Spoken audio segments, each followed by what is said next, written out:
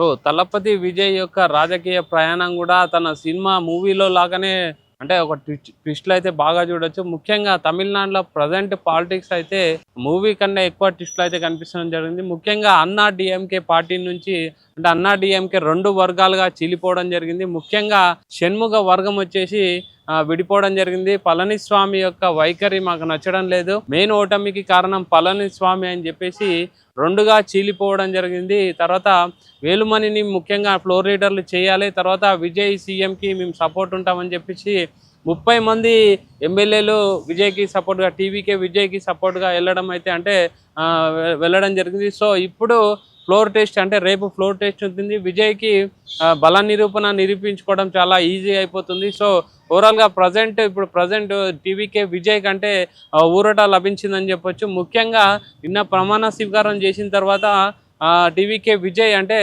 BCK పార్టీకి చెందిన ఇద్దరు ఎమ్మెల్యేలు ఉన్నది ఇద్దరే, కానీ బీసీకే పార్టీ ఎమ్మెల్యేలు అయితే చాలా అతన్ని అంటే విజయ్ని అయితే అంటే ముప్పు తిప్పలు పెట్టడం అయితే మనం చూసాము. సో ఓవరాల్గా అంటే ఎప్పటికైనా విజయ్కి ప్రాబ్లం అని చెప్పేసి బీసీకే నుంచి కానీ తర్వాత వేరే పార్టీల నుంచి కానీ ప్రాబ్లం అని చెప్పేసి రాజకీయ విశ్లేషకులు చెప్పడం జరిగింది. ఓవరాల్గా ఇప్పుడు ప్రజెంట్ చూసుకుంటే పళనిస్వామి వర్గం నుంచి మొత్తం ఓవరాల్గా అన్నా డీఎంకే మొత్తం 2గా చీలిపోవడం అయితే చూడొచ్చు.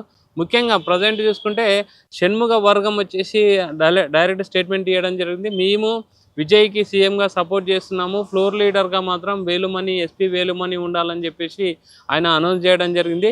రేపు బల నిరూపణ ఉంటుంది. బల నిరూపణ టైంకి విజయ్కి అయితే ఒక మంచి ఊరట అని చెప్పాలి.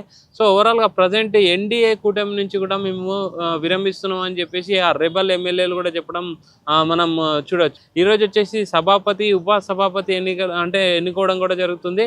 దానికి ఉపసభాపతి కోసం కూడా 30 మంది ఎమ్మెల్యేలు మేము మద్దతు ఇస్తున్నామని చెప్పడం కూడా మనం అబ్జర్వ్ చేయొచ్చు. సో ఓవరాల్గా పళనిస్వామి మెయిన్ ఓటమికి కారణమని, పళనిస్వామి ఖచ్చితంగా రాజీనామా చేయాలి పదవి నుంచి, అన్నా డీఎంకే కార్యదర్శి పదవి నుంచి రాజీనామా చేయాలి.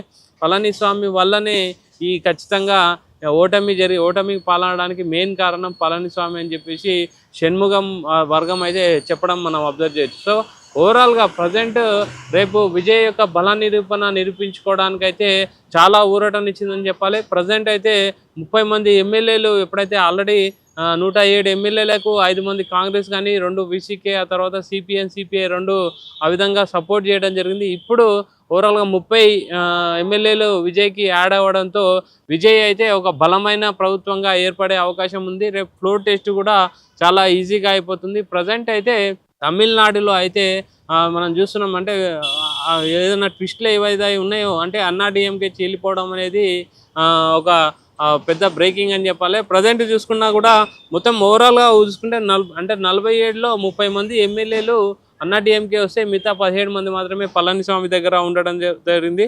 ఇంతకుముందు చెప్పినట్టు ఎస్పీ వేలుమణిని ఫ్లోర్ లీడర్ చేయాలని చెప్పేసి కూడా షణ్ముగ వర్గం అయితే స్టేట్మెంట్ ఇవ్వడం జరిగింది.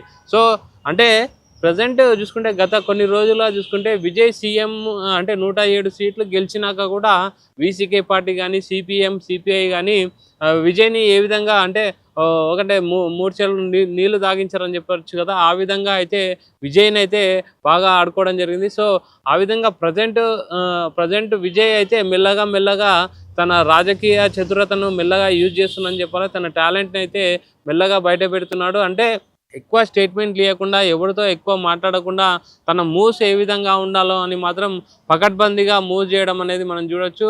మీరు చూస్తే మీడియాలో కానీ ఎక్కడ కానీ ఒక్క స్టేట్మెంట్ కూడా విజయ్ ఇంతవరకు అయితే అంటే ఈ ఎమ్మెల్యేల గురించి కానీ మద్దతు గురించి కానీ వాళ్ళు మద్దతు ఇస్తారు వీళ్ళు అవి ఏవి మాట్లాడకుండా తన స్టెప్స్ మాత్రం మెల్లగా మూవ్ చేయడం అయితే మనం అబ్జర్వ్ చేయొచ్చు. సో ఓవరాల్గా రేపు జరిగే అంటే ఫ్లోర్ టెస్ట్కి అయితే అంటే బల నిరూపించుకున్నకైతే విజయ్కి అయితే ఒక మంచి ఊరట లభించింది. అయితే అఫీషియల్ కూడా సంతకాలు వాళ్ళు సబ్మిట్ చేయడం అయితే జరిగింది.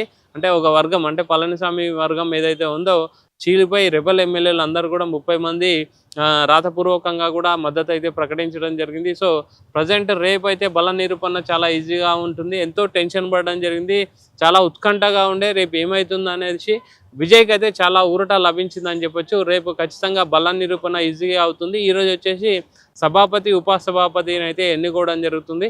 సో చూడాలి ఇంకా తమిళనాడులో ఏ విధమైన రాజకీయాలు ఇంకా ముందు ఉంటాయనేది చూడాలి. కెమెరామెన్ మధుతో రవి, పల్లవి టీవీ.